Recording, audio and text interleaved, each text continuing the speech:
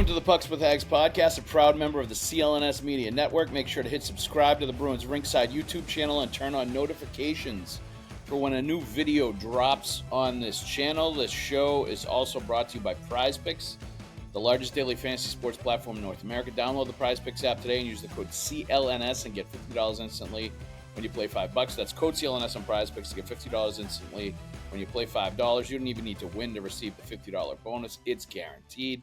PrizePicks, run your game.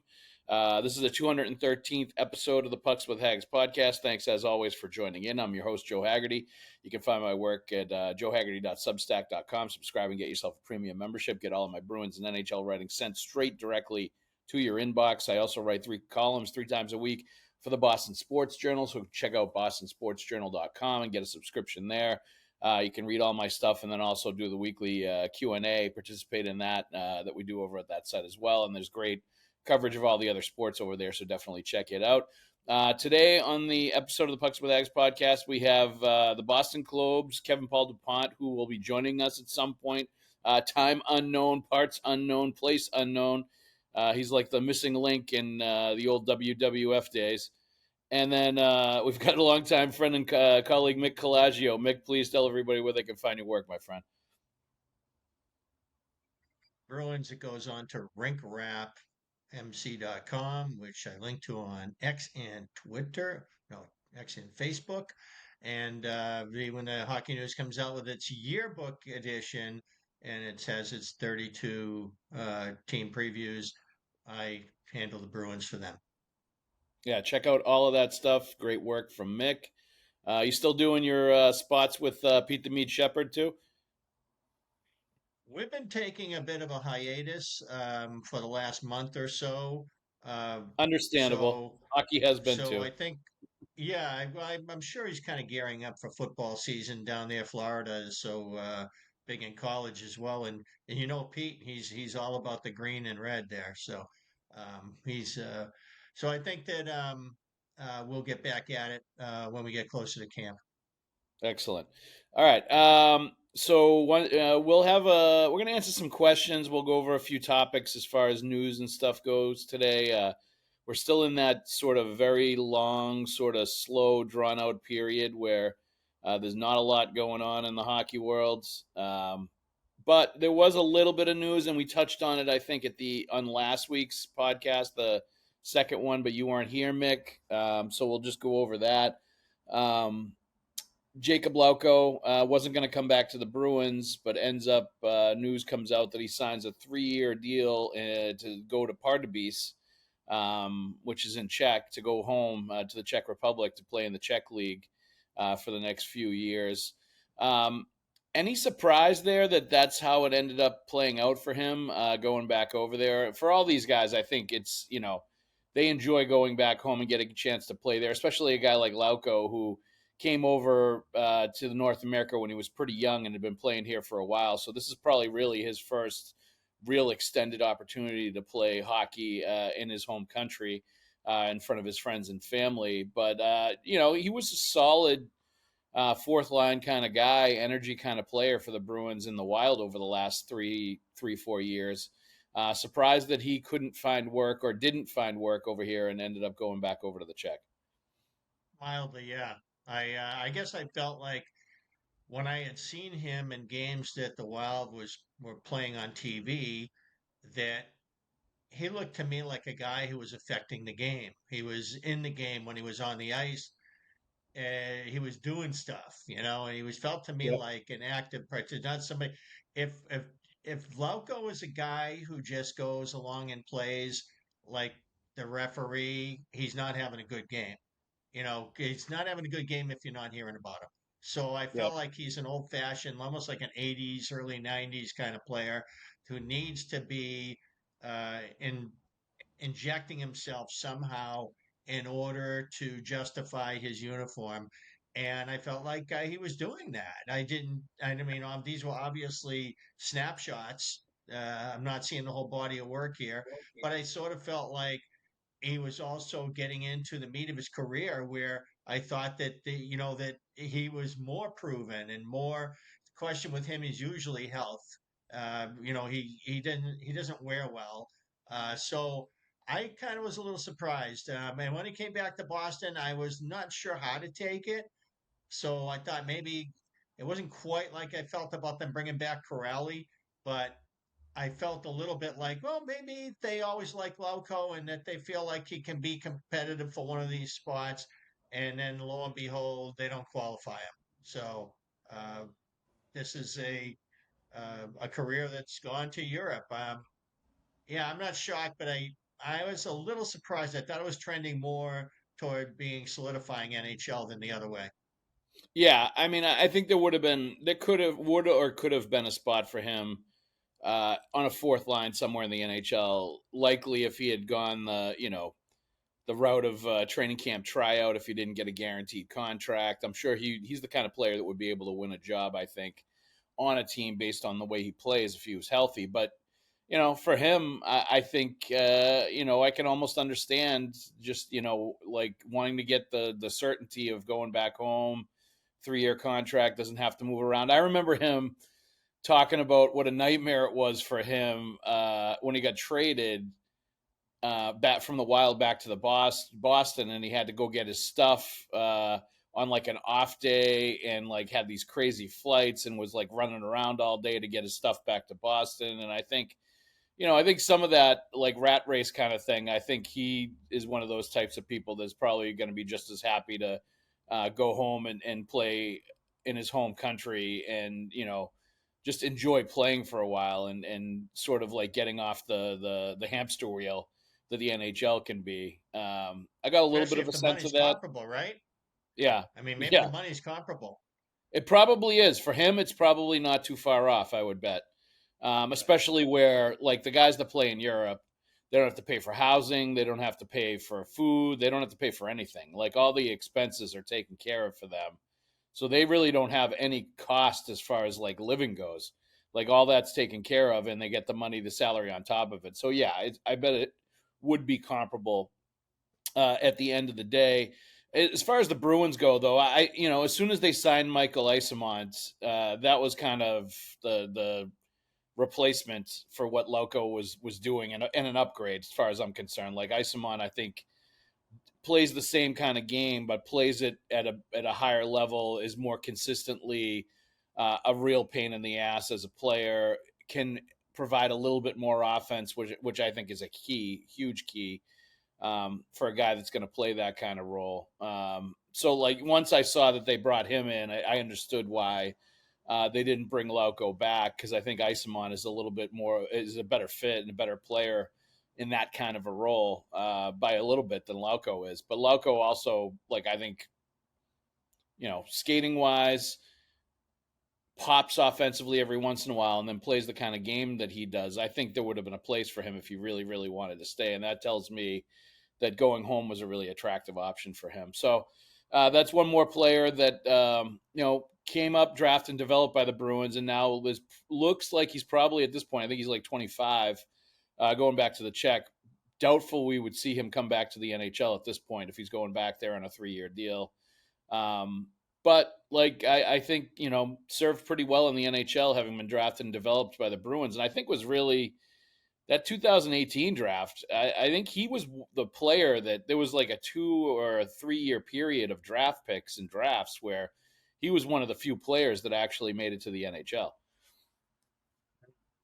And the other thing is Isemont has a few years on him of experience and Yeah. age. And I Yep. think that Isemont is not establishing his career. He's in the meat of his career. And I Yep. think when the Bruins wanted to uh, load up, they didn't want guys that they can still consider developing players, and I think Yeah. they still look at Lauko that way. So they didn't want that kind of player in that kind of role. They wanted a sure thing in that kind of role, and I think that's so the Isamont. That's a good comparison there. Um, so the widget is similar, and the performance is a little more guaranteed, closer to guarantee there. So, and that's clearly what they're looking for is not ifs and buts, but definitely candy and nuts. Oh, Borrowing from nice. Dave Shea in the early days of NESN. Well done, Mick. I like Yeah. anytime you can you The can Bruins, the Bruins used anytime to you can get their finish off asses. with the flourish like that, you got to do it. Well, then it kind of came out one word at a time in my brain as well. But in the early days in NESN in the mid '80s, when the Canadians owned the Bruins prior to the uh, the '88 year turnaround, Yep.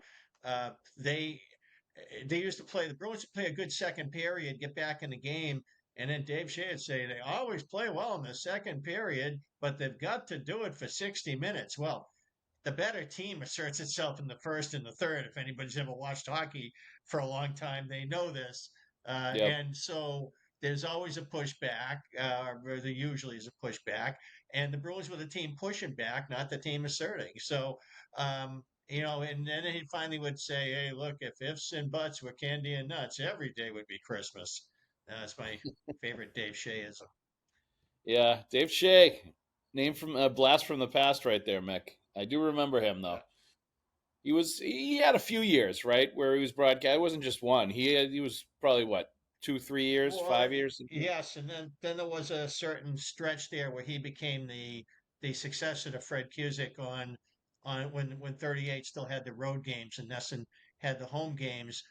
Yep. When the Celtics were on the Coke and Pepsi was Nesson and Sports Channel, and the Celtics were on Sports Channel, and Yep. 56 the Bruins were on Nesson and 38. And Yep. then finally, Nesson took the whole thing, and then when Nesson went to the regular cable tier, everybody was happy. That's right. All right, let's get into some questions here. Or actually, no, there was one more thing I wanted to talk to you about. Um, News this week, and Mark Diver was one of the first on it, our friend of the podcast. Roger McQueen, top 10 pick, really tall, great NHL prospect from the WHL, a guy that was the Bruins had looked at before they took James Haggs. Is leaving juniors and is going to go to Providence College, and this is on the heels of Gavin McKenna going to Penn State. Really interesting that we're seeing all of the or a lot of the top NHL prospects now migrating to the NHL, and I think to the college hockey ranks and Hockey East, and I think this is sort of interrelated to junior players being able to retain their college eligibility. I think this is something we're going to start to see more and more. Like you saw like really good players migrating to the NCAAs anyway. Like that's been going on for a little while. That's certainly their profile. College hockey, Division I college hockey, the profile has gone higher and higher, and continues to draw better and better players. But now I think you're really going to start to see a lot more of these top junior prospects and top Canadian kids going the college hockey route for a couple of years, and then going into the pros. Interesting choice though, Providence College. Great program, Nate Lehman, and Hockey East is going to be fantastic next year, obviously. But this filters right into a question on Twitter from Poison Wombat 2, who said it's kind of wild how far college hockey has come over the years. It used to be rare for a player to be drafted out of college, even D1. But if you've ever watched vintage college hockey, it's not hard to see why. Now it's a farm system for the NHL. And it's true. Like over the last 20 to 30 years, we've seen a transformation where it was very rare. You might have one or two draft picks on each college roster, to now it's littered with NHL picks, and the highest of NHL prospects end up in the college ranks. Just your observations and thoughts on, how that's evolved over the years, and now it seems like it's really turning um, for these top players that are coming to to college hockey programs. Retirement to the great Jacques Laperriere, future former Bruins assistant coach, um, from the Montreal Canadiens in 1975, Bill Nyrop, who played at Notre Dame and on the Notre Dame football team, as well as he was in the football program as well as the hockey. He wound up joining the Montreal Canadiens and was their number 4 defenseman as the Big Three era really grabbed hold for the rest of the decade, and the Canadiens completely dominated you know, 76 through 79. And so Nyrop was eclipsed by Rod Langway, but Nyrop was a college guy. You don't get too many. And then in '88, the Bruins got Craig Janney, Bob Sweeney. You know, they began getting some guys themselves. But this era, Don Sweeney has been way out in front of this with the rest of the NHL in terms of loading up with NCAA players. Yeah. This is where the Bruins have done most of their high end drafting. When they do go to juniors, they tend to go west. They really, but I got a recent email from, I think it was the OHL about the prospects uh, series that they were doing, and they were doing so much of this. You know, it reminded me of being in Montreal for the 1993 All Star game, in which they were doing a youth on ice clinic during the skills. Yeah. And they were announcing to the people, you know, it is our game, you know, this and, you know, because at that time they were under threat by the integration of Eastern Europeans to the NHL. The '80s, we saw the Swedes and the Finns, Anders Hedberg, Ulf Nilsson, helped the Rangers get to the '79 Cup final. We get to the '90s and the '92 draft. The Bruins famously start drafting a bunch of Russians, and you know, next thing you know, you got Sergei Fedorov becoming one of the two primary centers with the Detroit Red Wings, who become one of the two greatest pre-lockout teams with New Jersey from that stretch forward. And in Canada, I think we're feeling something similar right now. Yeah. That they now that the NCAA can raid major junior, Yep. now that that's no longer a barrier, they're like, hey, no, it's still Canada. We still the OHL still produces the more players than any other single league. Blah blah blah blah. And I'm like, you know, they're feeling it. They're Yep. feeling it. This is, and nobody really knows. It's a little like the newspaper and the media industry. We really don't know what it's going to look like in 5 years, Yep. and we've been in that mode for the whole 21st century. We've been saying that, and it's in every 5 years, it looks like something we didn't know was coming. And that's kind of where I feel like this whole player development thing is going. Uh, Yeah. I it's mean, you could, I think you could kind of foresee, at least I did, that this was going to cause a major influx of Canadian kids into college hockey. Um, I don't know that I anticipated or thought that the top best prospects would end up like this quickly jump into the NCAA ranks like we're starting to see. But I guess when you combine the NIL money with the fact that they can get paid, along with the other part of it, I think, is that you're not going to get as beat up playing college hockey as you would in major junior. Although that's less true now. Like, it's a very physical game in college hockey now, and it's definitely like older players, stronger players. There's a ton of hitting. Like, it's a physical game, but you're not going to see and fighting. junior has curtailed fighting. They have Yeah, definitely put limits on it. right. But it's still there. You know what I mean? I would still say it's probably a more physical and a rougher league for that age group than college hockey would. I think there's less wear and tear playing college hockey. Certainly the schedule, there's less wear and tear too, where it's about going to school and practicing during the week and then playing, once or twice on the weekends. I do think that it makes sense for all of the above for it to go that way. But like in general, as soon as I saw this rule come out, I said to myself, this is going to make it so much harder for New England kids to play college hockey now, and local products to play college hockey, even D3. It's going to lessen the odds and the chances that if you're from around here, you're going to actually be able to play in college, because now you're going to be competing against all of these kids that are going to be coming from major junior. They're going to retain their eligibility and jump over to college if it feels like that's the move for them, or where they can extend and play for a couple years beyond once they hit 20, like, or just get an education, whatever it is. But it does feel like this is just the tip of the iceberg, where we're going to see more and more of these players coming. It's great for college hockey. I mean, it's a win for them because they continue their product and their level of players and the level of play just continues to go up and up. And, selfishly, it'll be good for us because we can watch such great hockey around here.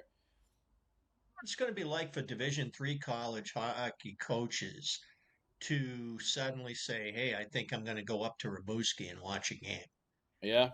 Because how are they going to approach and say, "Hey, can you get me into your press box?" Or are they going to have to buy tickets and go incognito? I mean, because it's certainly, this is a touchy thing right now as far as how do they do what they're going to do. It's because they're not going to be welcome in a spiritual sense. Yeah. I mean, that's a great point. You're right. Are they going to have to sneak in? How are they going to get permission to talk to players? Like, our junior team's going to basically tell them to buzz off? Like, all of that is really, really interesting to think about, and it's true. They're not I going to be mean, wearing their warm-up suits.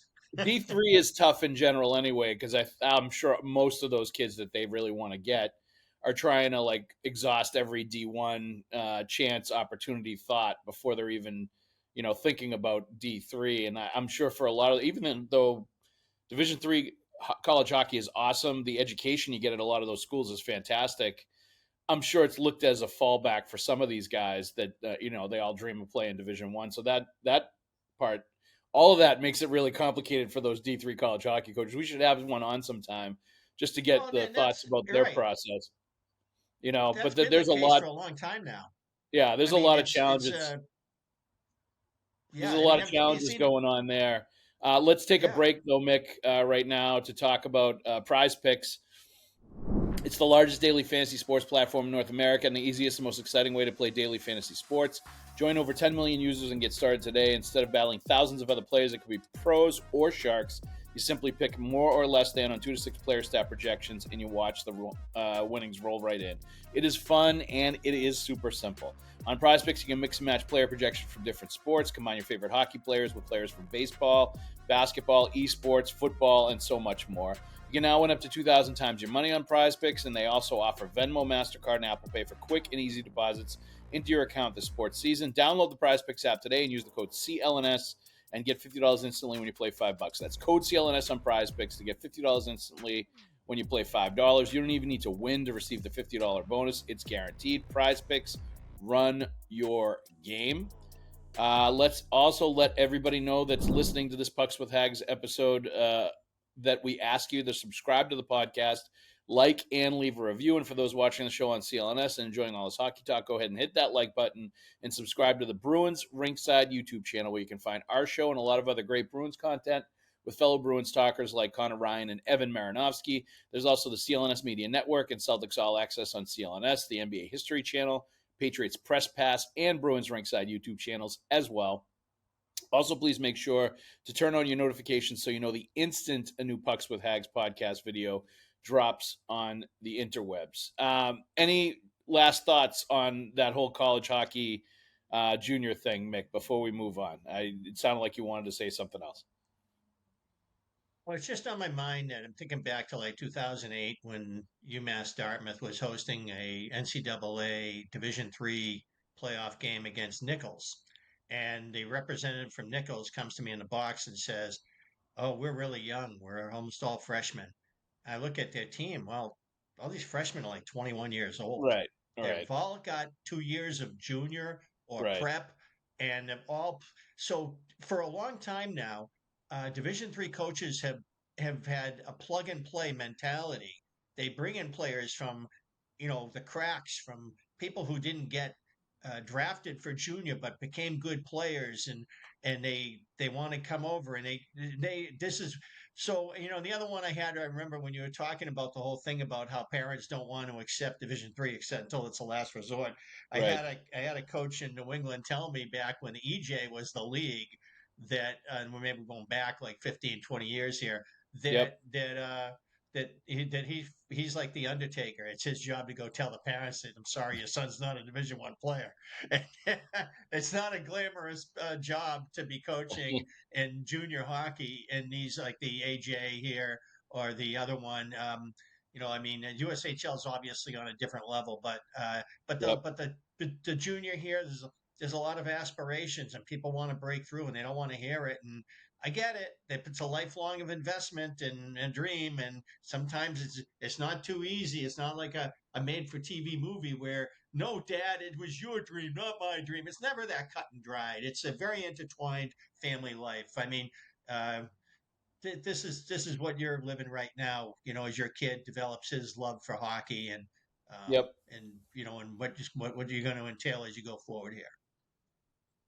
Totally. I mean, but the good thing about being in my position and doing what I do is that, like, I am pretty realistic about the chances of being a college hockey player in general, how lucky you would be to just play Division 3 college hockey or play any kind of college hockey, how many good players now end up playing club hockey in college that Hmm. probably could play college hockey somewhere but don't want to wait until they're 20, 21 years old to start playing college hockey or to go to college. Like, it's Or they're it's my similarly realistic to you. yeah, They're going for academics. 100%. It's mind-boggling to me, like, how many people, and I think you start to see once they get to around Finn's age, you can see, like, how good some kids are and how good the level of play is, and it even changes even more when puberty kicks in, which it's just starting to with kids in Finn's age group, that second year of Pee Wee and going into Bantam, and when body checking gets introduced at Bantam, it becomes even more of a dividing line. You can start to see at that age group where it's starting to become a more real and realistic as to gauging who they are as players, what they're going to do, what their potential is, all that stuff.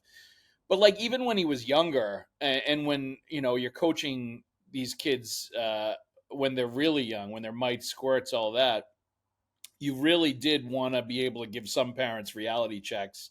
And I had conversations with some, like, where I was just like, you realize, like, how important it is that it's still fun for them at this age, because probably none of these kids are going to play college hockey. Like, the odds of any of them even being a college hockey player, never mind NHL, never mind being drafted, like any of that stuff, is like astronomical. You've got to be like a freak athlete, and you've got to be obsessed with the sport, and you've got to be really, really skilled and, like, have all the intangibles as well, and you've got to stay healthy.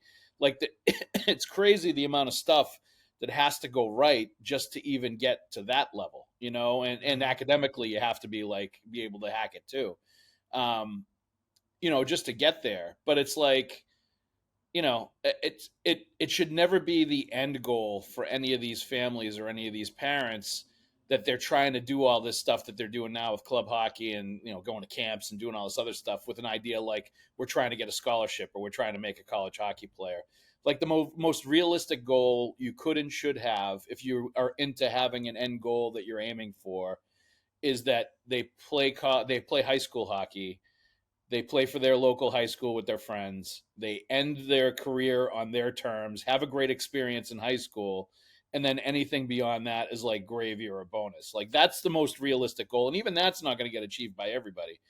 But, like, that's the one that I think is the most realistic, and that's the one, frankly, in this day and age, Mick, you even have to do all that stuff with club hockey and camps and all these other stuff just to even have a high school hockey player someday. It's crazy, but it's True. true that, like, in order to even have that, you have to, like, they have to work extremely hard and you know go through their, like, young ages, like, really, like, developing in order to even become that when they get to, like, 14, 15, 16, 17 years old. It's crazy, but that's how competitive it is, and that's how high a level Massachusetts is for high school hockey.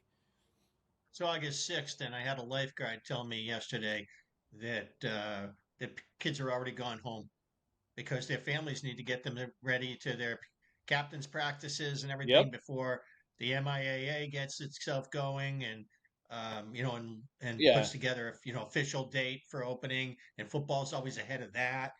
Yep. So Well, so and all I the mean, fall midgets, split season stuff is starting too. Like, all that stuff is going to get going in a few weeks too. Like, even if yeah. high school hockey season isn't until, like, after Thanksgiving, like, all those kids are playing, split season midget hockey, or playing for the half season club stuff now.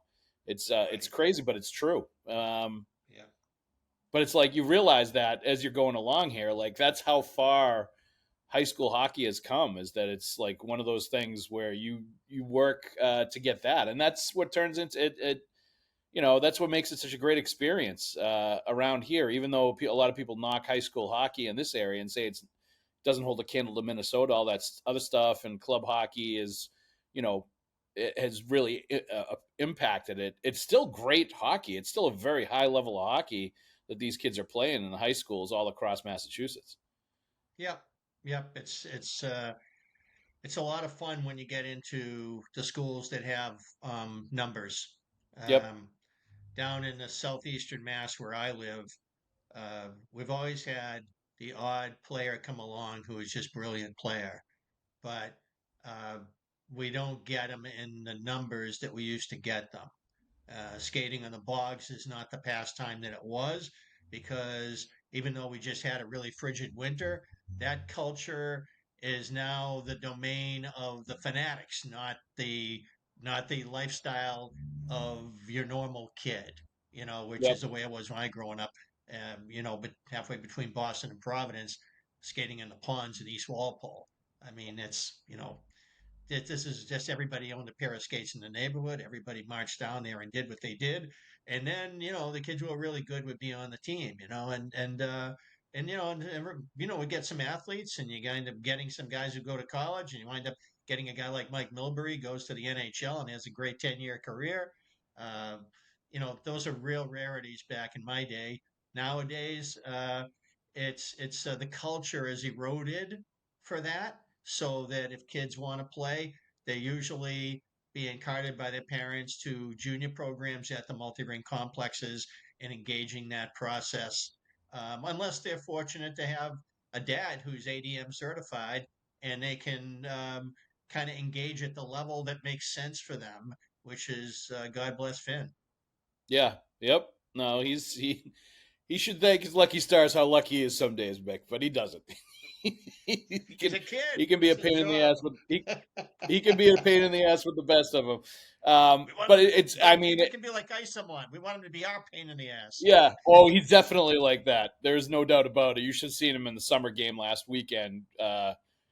We were playing this team that was pretty good, but we're pretty good too, and we had to win in order to get into the top bracket for the playoffs. And some of these kids were definitely 2014s, because the way the summer league works is the kids that are Pee Wee in the Pee Wee age group for the summer league are the kids that are going to be Pee Wees next year. So these are kids that are coming from Squirt to Pee Wee, and they're a year younger. And Finn was just Finn was throwing kids all over the place, throwing them off the puck. Like kids were like he was taking face-offs, and the kid was ending up on the ice half the time because he was just bouncing off Finn when he was taking the puck and like going around him. And like the ref came over at one point and was like, "Buddy, you can't start doing this stuff until next year because the body checking's not legal for another year." He's like, "A year from now, you're fine doing this. You can't do it now." Um, but like he plays like that. Like and nobody He's ever told accepting a him. challenge. That's great. Yeah, nobody ever told him to play that way. He just plays that way. And he loves it. But like getting back to what you were saying, it's true. There's still places like Reading around where I live and where I grew up. Reading, Arlington, Belmont. There's some towns around here that just have fantastic hockey cultures that continue to retain kids, continue to crank them out. Winchester's another one. Have Wellesley. Have really great hockey tradition and hockey programs, and the numbers are still there, and the programs are still strong, and the hockey is still great. So it's excellent to see all that stuff. There was one kid, John Missouri, who we've had on the podcast. He's the head hockey coach at Arlington High School. He had one kid that's now, I think he just committed somewhere. I forget where it was. It might have been Providence College too. Kurt Beck, I think his name is. Big defenseman, but he's been going to the Mass festivals, the USA Hockey festivals, like all that stuff. And I think he just committed to a D1 program. So that still happens with these kids that are playing, in some of these programs around us, public programs that have these great histories that are able to retain their kids. So it's fantastic to still see that. and I hope that continues to be. I don't know if it's ever going to be like it was when I was going to school, when we had a kid a year, 2 years older than me that got drafted by the Blackhawks right out of Stoneham High School, when Stoneham High was still a very good program. And they went to his first camp and told me that Mike Keenan told him that he had all the tools but no toolbox, and that was it. He was sent to like some Suncoast League. Derek Edgerly is his name, and great high school hockey coach. Coached at Wakefield High. Is still assistant coaches and does some coaching now. But an awesome guy and a really great hockey player in his day. But like you don't see guys like that anymore, like getting drafted right out of the public high school programs, unfortunately. But still great stuff and still very high level hockey and still a great thing to aspire for. And what the bottom line for all this is, what families, parents, all that should still be realistically aspiring for, is to have like a high school hockey player, a kid that loves to play hockey and sort of has a great high school career, and then loves it so much that he still wants to play men's league after that. But like thinking realistically about college and the NHL is just not, it's not realistic for most people, for the vast majority, because it's such a high level that you have to get to.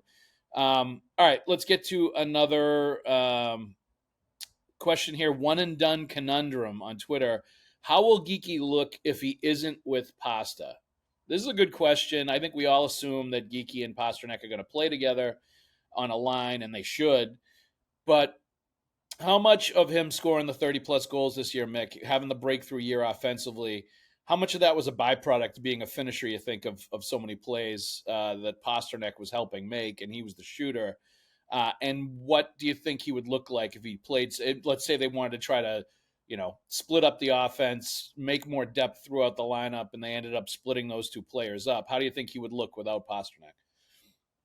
That depends on whether they play him on his so-called natural right side because he's a right-hand shot, or whether they leave him on the left wing, which is his off wing, because that is what unlocked Geekie's offense. Some players, Steve Hines, Michael Ryder, Morgan Geekie, are players whose offense trajectory dramatically changes on the off wing because of how they play, how they skate, how they think. Ryder, Claude Julien had Michael Ryder for a 30-goal season in Montreal. So when the Bruins acquired him in 2008-09, to join the Bruins, he knew exactly what to do with Ryder. He knew Yep. to play him off wing, even though he's a right-handed shot, where you could curl the puck out of the left wing corner. He was good at winning those pucks, either going hard to the goal mouth with a pass, cutting out to the circle and looking off, up another pass to the point or to shoot. That was the way he played the game. He was not so much north-south. He wasn't the freight train that Cam Neely was. So Morgan Geekie, same thing. Mike Knuble, I will tell you, I don't want to say the name, but a credible journalist, once referred to Mike Knuble as a big, slow nothing. That was before he got moved over by Robbie Fatorik to be the left wing and on what Claude Julien would dub the 700-pound line, Yep. and with Joe Thornton and Glenn Murray. When Knuble went to that wing, yeah, a lot of credit was given to Joe Thornton for being his center and setting him up. And yes, Pastrnak is brilliant. He's one of those guys like Adam Oates. He invents hockey. Mark Savard, he invents hockey every time down the ice. He doesn't even know what he's going to do, but it comes to him in the moment, and he Yep. invents it as he goes. The guy's got a million moves, and they're not in a manual. It's Yep. dynamic, and so I think that really kind of helped Geekie reach the numbers that he did. But what unlocked him as an offensive threat was moving him left of center. I think that Geekie's going to continue to be a guy who can be an answer for the Bruins as a grinded out center if they need him to be like he was in the 24 playoffs.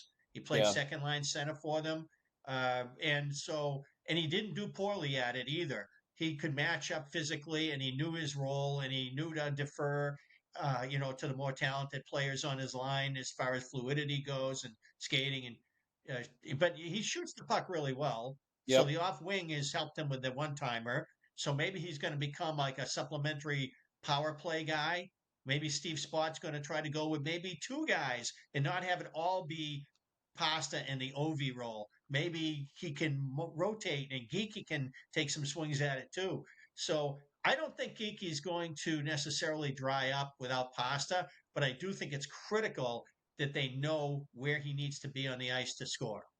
Yeah, I do, and I agree with you. And but the other thing I think is that, like, psychologically, I think scoring 30, what was it, 32, 33 goals, whatever Geeky scored this year, I think that changes things for him and his mentality as far as believing he can do it, as far as shooting the puck more, as far as looking for his offense and being assertive in those situations, not looking to overpass. Like, I think he understands now that he's a shooter, and that's where he can really help the team. And I think that will change, and I think that will make him more of a goal scorer, and that will keep the goal scoring numbers pretty healthy, regardless of who he's playing with. If he's playing in a top six role and he's playing with pretty talented players, I don't know that he'd score 30 plus goals again unless he's playing with Pasta. I think that will sort of maximize his offense, and you will get the most goal scoring out of him if he's playing with a player like Pastrnak that draws a lot of attention and can pass the puck and create, for other players, and they've got that chemistry going. But I also think he's a guy, like, I was totally okay with them signing him to the extension that they did and giving him the kind of money that they gave him, because I think he now knows he can score in the NHL, and I think that's going to lead to consistently higher goal scoring numbers than maybe he had previously or that people thought he was capable of. And I think he's going to be able to at least get in the 20s, every year and be a semi-consistent offensive threat. And let's face it, Mick, he's going to have to for this Bruins team. They need him regardless of where he's playing to produce offense and to, like, talk about what you're talking about, playing the off wing and really flourishing there. Yeah, I'm thinking back to Steve Leach, as a counterpoint, not because I disagree about Geeky. I do think that confidence is going to help Geeky but I do remember when Steve Leach was acquired by the Bruins and Randy Burridge was with the Capitals after several good years with the Bruins, that both players had an uptick. Burridge looked faster in a Caps uniform. Steve Leach starts just filling the net, scoring goals. What happened the next year with Steve Leach is he was so ready to flick those wrists. That guy could shoot. He could shoot almost like Brett Hull as far as like the force goes.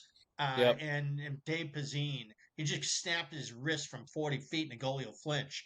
I mean, Yep. it was, but Leach was so, it seemed to me like he was trying to force so many shots at the net as soon as he get the puck the next season that it became like a one-dimensional sort of a thing, and he really struggled after that.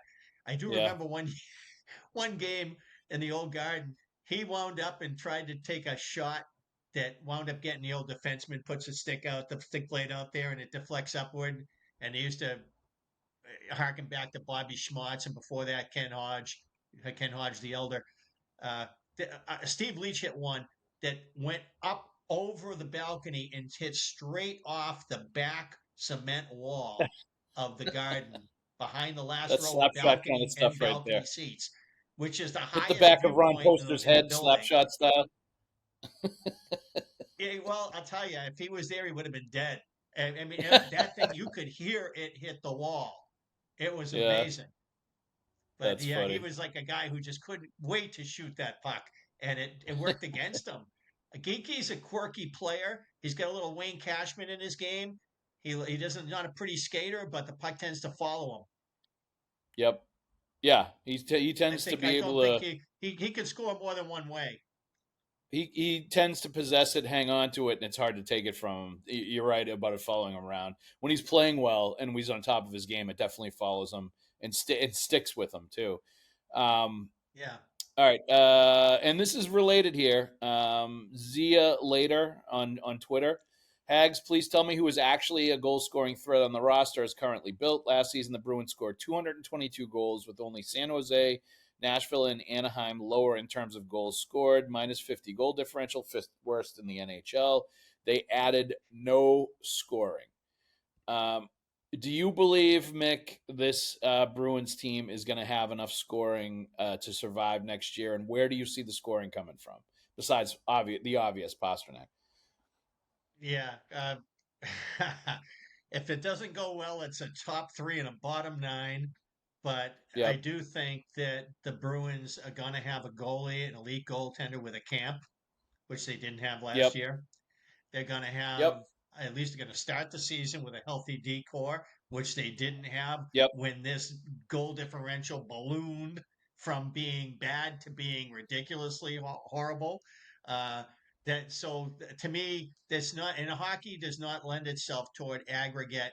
It's not like you lose a basketball player and oh, we lost our two guard. Where are we going to get those 23 points a game? You know, no, that's not how it works in hockey. Hockey's a chemistry game and you play a certain way. One thing for sure is most of that 50 is going to be coming off the defensive end. That's where most of it Yeah. will be made up. The rest of it will be the way they play and having a healthier Hampus Lindholm in the lineup will create more offense. Um, a better power play is going to create more offense. I do Yep. think that there's a lot of mitigating factors here, but to me, the huge X factors of players like Casey Middlestat, who the Bruins either these going to be a one or two and done, and he's going to be an elephant in their kitchen, or he's going to be their latest Morgan Geekie Pavel Zacha success story. But those are it's a guy like that who really can drive the difference in this if they can get to him. But they got to get to him in here. Yeah, I think as far as players go, Middlestat's definitely one that I think will have a chance to step up and show what he can do and be a little bit of an X factor. I think Victor Arvidsson is definitely a player that's going to be able to step in and provide some goal scoring. At least that's what the Bruins are expecting. I do think, like you mentioned, the improvement in the special teams at both ends, um, I think is going to make a big difference as far as goal differential goes. Like they're going to miss Brandon Carlo though on the penalty kill. I will say that, and that's something that they're going to have to figure out, and everybody else is going to have to step up. And there's a bunch of forwards, like Marchand's another one. They're going to miss him on the penalty kill a ton. So they're going to have some guys step up on the penalty kill and really do the job and be effective. But like the improved defense, the improved goaltending, the improved special teams, I think that is going to mitigate some of the goal differential. But like if they were 26th in the NHL in goals scored, like they're going to need more goals. Like if you want to at least be like middle of the road, somewhere between 10 and 20 in the league. So you're going to have to find a little more goal scoring elsewhere as well. And that's going to be a question as to where it's going to come from with Pastrnak coming off a pretty good year, with Geekie coming off a career year. Some of these other players are going to have to step up and score some goals. They're definitely going to have to get more goals from the bottom six. And some of these players that they're looking at as third liners, the young guys, maybe a player or two steps up there. But Arvidsson, I think I look at as the main guy that is going to have to come in and score some goals. And he has a history of doing it. He's 32 years old. He only scored 13, 14 last year, whatever it was. And he hasn't quite been as productive since he had a back injury with the LA Kings a couple of years ago. So we'll see how that goes with him. But I think, there is some talent here to produce goals. They're not going to be, and I think Don Sweeney kind of mentioned this in one of his press conferences this summer and pointed to teams like Minnesota and said, like, they didn't have the most explosive offensive team as far as production goes. There was a couple teams he pointed towards and said they didn't have, like, offenses that were going to, like, run you out of the rink, but they were able to, like, be playoff teams or fight for the playoffs with good fundamental hockey and offense that could just produce enough goals to win 3-2, 4-3, 3-1, that kind of a thing. And that's what this team's going to be. I don't think they're going to blow teams out of the building. I think they're going to have to win close games, and they're going to have to grind for it if they're going to win enough to be anywhere close to the playoffs. Yeah, it's going to be that kind of season. It's not. I don't think. I have more confidence that this is going to be. If things go off the rails, then it's going to be a lot like the first Chiarelli year, the Louis year. If the team stays healthy in the back end, they're going to be in every hockey game Yeah. because that's a really good D. I mean, Yep. nobody likes the Bruins right now on a continental landscape. If you see people, the top 15 decors in the league, the Bruins are nowhere near it. You know what? Talk to me in February. They might have a different opinion by then. Yeah. Because if McAvoy and Lindholm don't have the catastrophic injuries that they had, Right. and they got a full season of Zadorov under his belt, and you've re-signed Yoki Haru, who's a good glue guy back there. Um, Yep. Obviously, Lowry's not going to be a minus machine because he's going to be in a protected situation. And if anything Yep. they don't like, they can put in the kid that played for Montreal from New Hampshire. Yep. So they got options. Callahan can come up. They have options, and they've got goaltending. They got a playing style. They're going to uh, reinvent the wheel here with the systems. I think they're going to finally depart from a lot of what had slowly evolved. But Monty probably made the biggest change in terms of what the Bruins do when they have the puck. Now we're going back to a simpler thing with Joe Sacco. Now it'll be interesting to see what Marco Sturm wants to do when his team has the puck, and will it be based on which line has the puck? Because I've been Yeah. assuming, and I know I shouldn't assume this, that Lindholm, Geekie, and Pasta if I'm a coach in the Bruins, there's no way I'm not opening the season with those guys because they were on fire when it ended. I Yep. want the because you're trying to reestablish chemistry. I don't want to do it from an entirely theoretical construct. I want to take something that I got and work with the rest of it and Yep. and see what I can do before I start thinking about breaking that up. That's I'll be I'll frankly be frightened if he doesn't start that way. Um, Yeah. No, I think they so will, and and I think they especially if kind of Geeky have goes to. back to the right, if that happens, then I'm Yeah. gonna be like, uh oh. No, I think you're going to see that in camp, and barring them looking like complete strangers playing together in training camp, I would assume that they're going to start the regular season together, just based on the skill level, based on the makeup of the roster, based on what they have. I think you kind of have to start with that, unless somebody like comes out of nowhere and shows something at center that you're not expecting. Yeah, I think that makes with the most sense. Even if they do, I still think that you would start with those three and then go from there, because it I also wonder if gives they're you a gonna chance start. to If they evaluate start everything else good, that you have as far as what you need or what you're missing.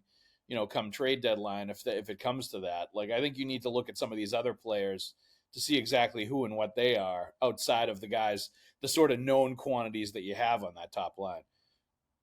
yeah, this is such a non-continuance in the forward lines. This is like a new era. And because it Yep. is, maybe Sturm won't come back with the same top line.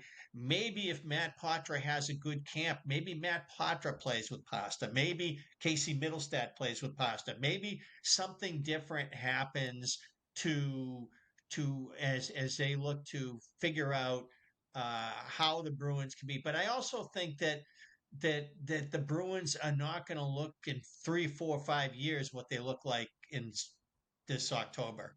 This No. is this is this is a this is history tells me that there's a lot of plays. And let's face it, the deadline tells us. I mean, the July 1 tells us a lot too. That an awful lot of what Don Sweeney did left open options to make more changes with each successive next two seasons as the prospects ferment and as he begins to project, okay, what's our team going to be in the future? Yep, it's a bridge year, Mick. It's okay to say it. Thank you very much for joining us. You've been listening to the Pucks with Haggs podcast, a proud member of the CLNS Media Network. Make sure to hit subscribe to the Bruins Rinkside YouTube channel and turn on notifications for when a new video drops on the channel. This show is also brought to you by PrizePicks, the largest daily fantasy sports platform in North America. Download the PrizePicks app today and use the code CLNS and get $50 instantly when you play $5.